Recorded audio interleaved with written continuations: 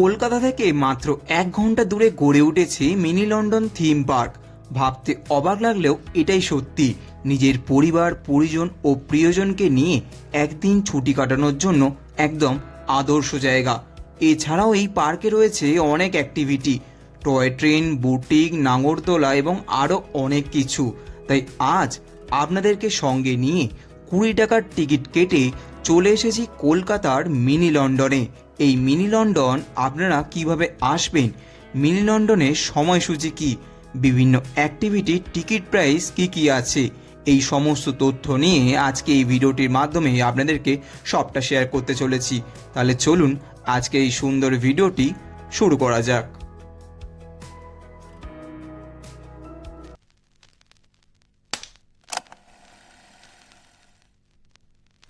নমস্কার বন্ধুরা, আশা করি সকলে ভালো আছেন এবং সুস্থ আছেন। আইটি নতুন ভিডিওতে আপনাদের সবাইকে জানাই স্বাগত। সামনেই কিন্তু ভ্যালেন্টাইন্স ডে, তাই বংলারকার পরিবারের জন্য আজকে এই ভিডিওতে একটু নতুন চমক। আজকে আমি এসেছি কলকাতার মিনি লন্ডন থিম পার্কে, যার আর এক নাম বারাসাত সিরাজ উদ্যান। এই বারাসাত সিরাজ উদ্যান সপ্তাহে কোন কোন দিন খুলে থাকে, এর প্রবেশ মূল্য কত টাকা, এর সময়সূচি কি, এই সম্পূর্ণ তথ্য আজকে এই ভিডিওটার মাধ্যমে আপনাদেরকে সম্পূর্ণটা শেয়ার করতে চলেছি। তাহলে চলুন আর বেশি কথা না বলে, আর বেশি দেরি না করে আজকে এই ভিডিওটা শুরু করা যাক। প্রথমে আপনাদেরকে বলবো কিভাবে আপনারা সিরাজ উদ্যানে আসবেন। সিরাজ উদ্যানে আসতে হলে বারাসাতগামী যে কোনো বাসে উঠতে হবে। আপনাদের নামতে হবে বারাসাত চাপাডালির মোড় কিংবা তিতুমির বাস স্ট্যান্ড। বাস স্ট্যান্ডে নেমে পার্কের দূরত্ব ঠিক 200 মিটার। এছাড়াও বারাসাত স্টেশন থেকে আসতে হলে মাত্র 20 টাকার বিনিময়ে টোটো আপনাদেরকে একদম পার্কের সামনে নামিয়ে দেবে। এই পার্কটি প্রতিদিন দুপুর 12টা থেকে রাত 8টা পর্যন্ত খোলা থাকে। পার্কের প্রবেশ মূল্য মাত্র 20 টাকা। পার্কের পাশেই রয়েছে টিকিট কাউন্টার। মাত্র 20 টাকার বিনিময়ে টিকিট কেটে আমি ধীরে ধীরে পার্কে প্রবেশ করলাম। চলুন পার্কটা আপনাদের ঘুরিয়ে দেখাই। আচ্ছা, এই হলো কিন্তু মেন এন্ট্রি গেট। এই মেন এন্ট্রি গেট দিয়ে এন্ট্রি করার পর কিন্তু দুদিকে দুটো রাস্তা গেছে, একটা রাইট সাইডে এবং হচ্ছে একটা লেফট সাইডে। এই রাইট সাইডের এই রাস্তা ধরে গেলেই কিন্তু ওখানে আপনারা দেখতে পাবেন যে লন্ডন ব্রিজ, এই পার্কের যে মূল আকর্ষণ সেইটা। এবং এছাড়া এইখানে লেফট সাইডে যে রাস্তাটা চলে গেছে, এই লেফট সাইডের রাস্তাটা ধরেও গেলে কিন্তু আপনারা অনেক কিছু এখানে কিন্তু পার্কে অ্যাক্টিভিটি রয়েছে, সেগুলো আমি আস্তে আস্তে আপনাদেরকে পুরোটা ঘুরিয়ে ঘুরিয়ে দেখাবো। চলুন পার্কটা আপনাদেরকে পুরোটা ঘুরিয়ে দেখাই। এবার আপনাদের আর একটা ইনফরমেশান দিয়ে দিই, এই পার্কে কিন্তু টয় ট্রেন রাইড রয়েছে বোট রাইডের ব্যবস্থা এবং রয়েছে নাগরদোলা। কোন কোন রাইডের কেমন কি খরচা, কেমন কি টাকা পড়ে টিকিট খরচা, সেইটাও কিন্তু আমি এই ভিডিওতে সম্পূর্ণটা বিস্তারিতভাবে আপনাদেরকে জানিয়ে দেবো। পার্কে প্রবেশ করলে আপনাকে যেটা প্রথমে আকর্ষণ করবে তা হলো বাংলার নবাব সিরাজ উদ্দৌলার একটি সুন্দর মূর্তি। দেখুন এই মূর্তিটি কত সুন্দর দেখতে লাগছে। কলকাতার এত কাছে দাঁড়িয়ে যদি কখনো মনে হয় কোথাও একটু অন্যরকম যাওয়া দরকার, তাহলে এই মিনি লন্ডন আপনার অপেক্ষাতেই আছে। বারাসাতে সিরাজ উদ্যান আর তার মাঝখানে চুপচাপ দাঁড়িয়ে থাকা হাতিপুকুর, যে আজও বহন করে নবাব এবং ইংরেজ আর বর্তমান সময়ের গল্প একসাথে। এই গল্পটা কিন্তু এখানেই থেমে যায় না, কারণ সিরাজ উদ্যানে হাঁটতে হাঁটতে এক সময় মনে হতে থাকে এখানে সময় যেন একটু ধীরে চলে। ব্যস্ত শহরে যেখানে সব কিছু ছুটে চলে, সেখানে এই পার্কে মানুষ এসে অজান্তেই ধীর হয়ে যায়। কেউ বেঞ্চে বসে গল্প করছে, কেউ হাতে হাত ধরে হাঁটছে, কেউ আবার একা একা দাঁড়িয়ে জলের দিকে তাকিয়ে আছে। মনে হয় প্রত্যেকে নিজের মতো করে এই জায়গার সঙ্গে কথা বলছে। হাতিপুকুরের জল এখন চুপচাপ, বাতাসে হালকা ঢেউ উঠছে। সেই ঢেউয়ের দিকে তাকিয়ে মনে হয় এই জল কত কিছু না দেখেছে। একদিন এই জলের ধারে দাঁড়িয়ে নবাবের সৈন্যরা বিশ্রাম নিয়েছে, হাতি সুর নামিয়ে জল খেয়েছে, ঘোড়ার খুঁড়ের শব্দে মাটি কেঁপেছে। আবার অনেক পরে এই জায়গায় ইংরেজ সাহেবরাও হেঁটেছেন একসাথে, সৈন্য এবং দলবল নিয়ে। এই পার্কটা কিন্তু সত্যি অপূর্ব লাগছে আমার ঘুরে। পার্কটা কিন্তু চারিদিক বেশ পরিষ্কার পরিচ্ছন্ন, খুব ওয়েল মেনটেন, আর এত সুন্দর থিম পার্ক, এত সুন্দরভাবে সাজানো। সত্যি কথা বলতে আমার কিন্তু বেশ দুর্দান্ত একটা সময় কেটে যাচ্ছে। সামনেই ভ্যালেন্টাইন্স ডে আসছে, কাপিলদের জন্য এই পার্কটা কিন্তু একদম দুর্দান্ত ডেস্টিনেশন। তাই জন্য আপনারা কিন্তু চলে আসতে পারেন। সামনেই কিন্তু ভালোবাসার মরশুমের সপ্তাহ আসছে। হাঁটতে হাঁটতে যখন লন্ডন ব্রিজের আদলে তৈরি সেই ব্রিজটার উপর দিয়ে যাই, তখন মনে হয় এটা শুধু একটা স্ট্রাকচার নয়, যেন দুটো সময়কে জুড়ে দেওয়া একটা সেতু। একদিকে বাংলার ইতিহাস, অন্যদিকে ইউরোপিয়ান ছোঁয়া, নিচে শান্ত জল, ওপরে আধুনিক আলো। এই এক জায়গাতেই যেন কয়েকটা শতাব্দী একসাথে এসে দাঁড়িয়েছে।